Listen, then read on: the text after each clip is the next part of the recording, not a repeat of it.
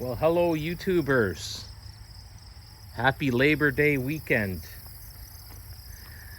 I'm going to spend my Labor Day doing what I do the best. Working on cool cars.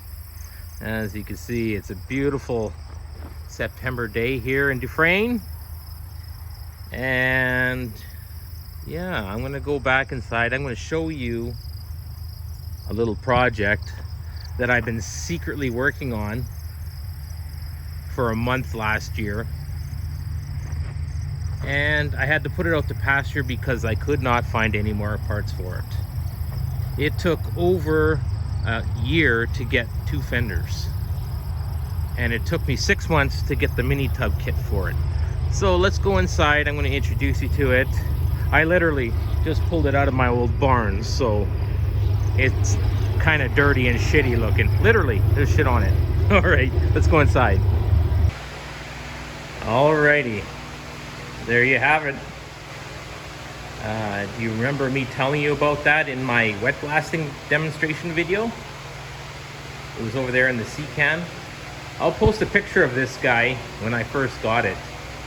Yeah, there was absolutely, I got just a shell, basically just a shell. There was absolutely no floor. The firewall was rotten.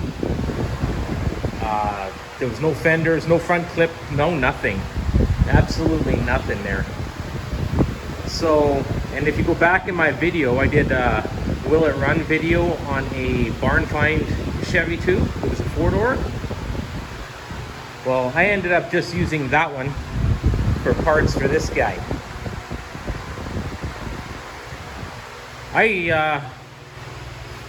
I still have the 6-cylinder engine if anybody needs it. It's a 194, I do believe.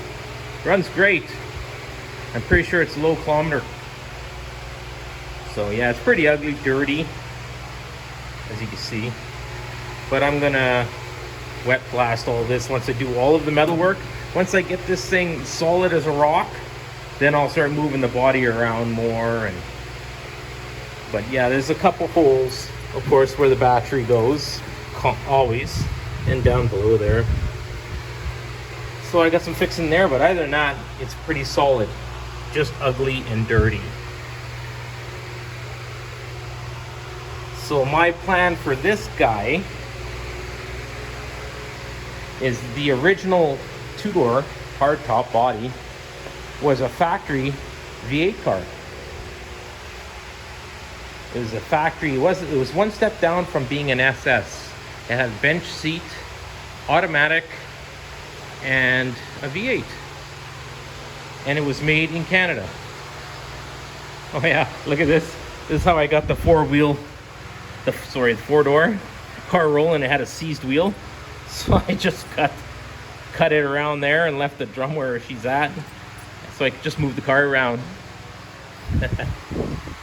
So yeah, this one here, you see any part that's blue, for instance, like this, firewall, the dash, even the back section there, that's out of the 4-door. I slid the parts from a 4-door into this 2-door.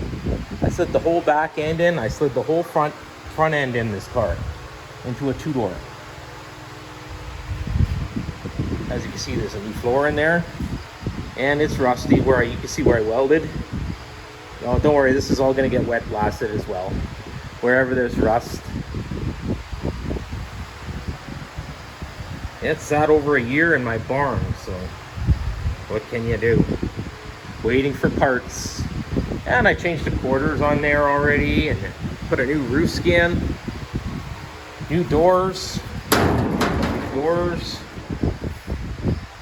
new trunk lid came on with it. The shit came after. Yeah, so it's just got the 10-bolt diff in there. But she's getting pretty solid. I already have a motor built for this car. It has, it's a 355, 400 horsepower. So, cam hump heads. And this is going to be a manual car. The 4-door was a standard with the 3 in the tree. So I'm just going to use the pedals, And I'm still up in the air about using the 3-speed. I don't know yet. I do have a few 4-speeds kicking around, but we'll see when time goes. But yeah, see, floor's all in. And I did all of this work, what you see pretty much here, except for the fenders that I hung last week. It still have the blue fenders on it. I did all of this work in like 3 weeks. I changed the toe panel as well. You know how they always rot in the seam. I just decided to change the whole toe panel since I was already changing the whole dash. And it's unbelievable how these cars are so similar to the 60s Mustangs. It's like I just finished a Mustang about a week and a half ago. I'm so happy to get back onto my Chevys, but it's unbelievable how close these cars are to the Mustang in design. It has the stovepipes in each corner, the lower control arms. That's from a Mustang. They're almost identical on these cars.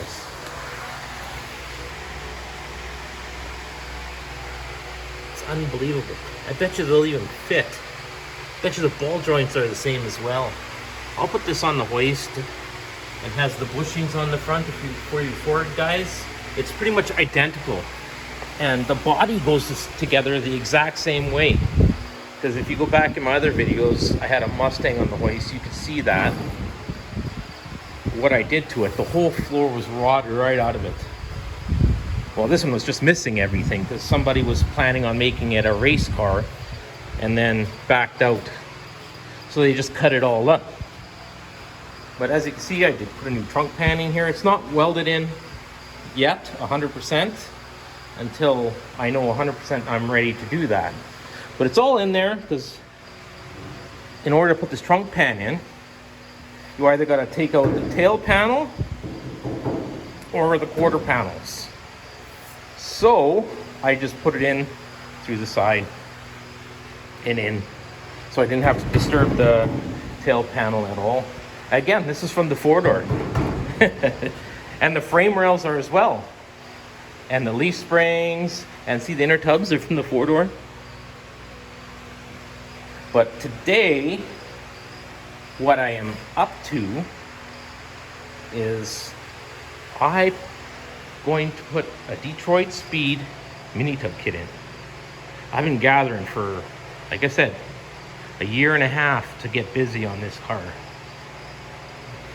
Subframe connectors, new crossmember, new rear frame rails, the Minitubs. Here's all the blueprints and stuff.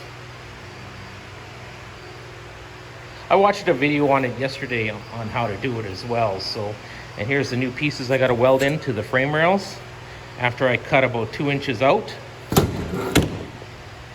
There's most of the tools I'll be using. And in the video they use high-speed cutters and stuff like that to do the whole friggin' job. No, I'll pass on that. I got a plasma cutter. One of my most favorite tools. Oh yeah, and this guy here, this hole puncher. That's pretty sweet. It's a pretty sweet tool right there. So I'll be using the plasma. Screw those guys and their high-speed cutters. So yeah, see, you can see here, I punched all the holes here with that punch. Works slick, I tell ya. And, oh yes, let's get back to the frame rails. My frame rails are rusty at the back, about here, really bad.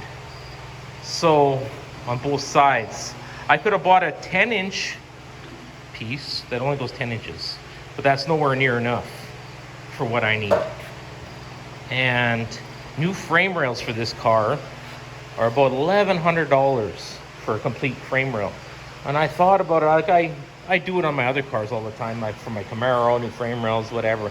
But you couldn't get a Minitab frame rail for these 67 Chevy 2s.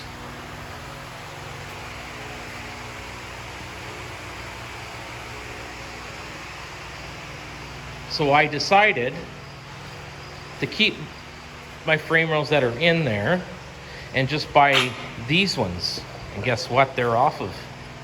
Those are for a 60s Mustang. That's right. They are the same dimension, angle, and everything from there to the shackle. The only difference is that this here is a little different radius right here in the center here. So I'm just gonna make a couple slices in there, V slices, and get my angle that I need. Bingo bango. As you can see, there's a little bit of a rise here, up here.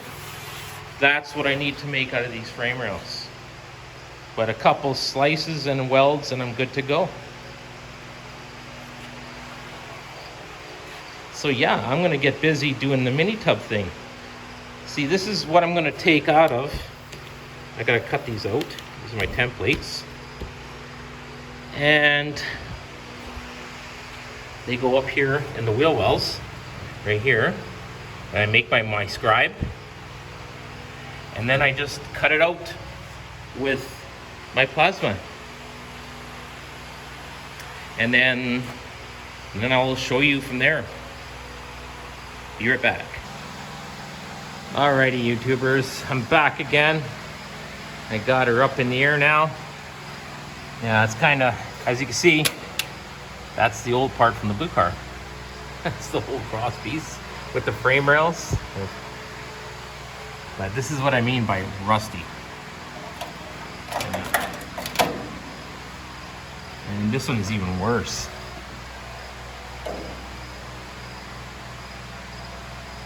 But I'll fix that, that's for sure. Yeah, the only difference between Chevys and the Fords is that Fords, they have these torque boxes that go in the fronts and the backs. Where Chevys do not, they have these braces here on the sides. But they go together this exact same way.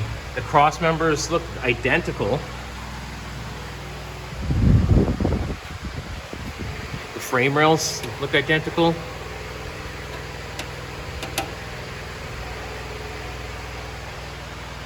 And as you can see, I did the toe panel. But for some reason, I had to take an inch out of the center of the toe panel on this one. I find that strange.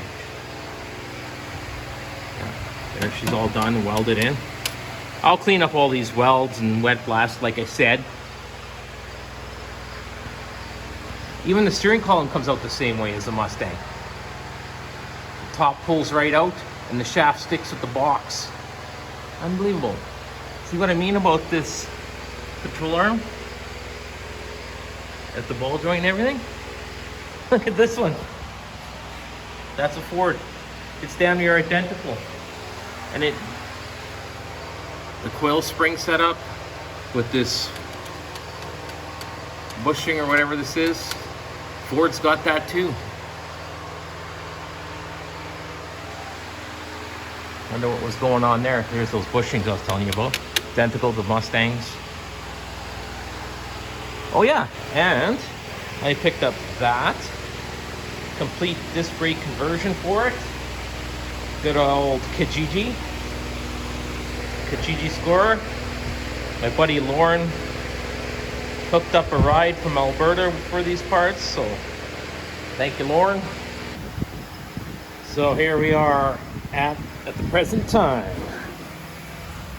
I took the seat braces out, the back braces of the seat. Had to take those out. And there is my template. It's about 2 inches I'm going to cut out of this car. Out of the floor and the trunk area. I got that all marked up, ready to describe it. Oh, hey Forrest. Here's Forrest, the new shop supervisor. Always watching me, this one, and following me around. Someone dumped him off on June long weekend out here, so he decided he wanted to live here in a cool house. So yeah, this is where we're at. So I'm going to scribe this now, and then I'm going to cut.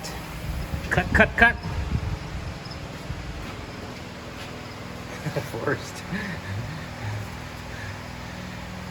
Yeah, that's right, a white shop cat in a shop. Yep.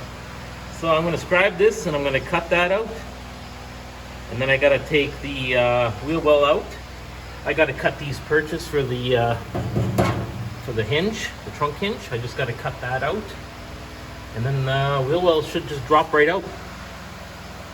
I didn't weld it in the front when I put the floor pan in because I had this all planned out that I was gonna Minitab this. So yeah, I'm gonna, these little templates that came with the drawings and everything, so I just cut them out with a razor knife and bam, bam. All right, I'm gonna get at her.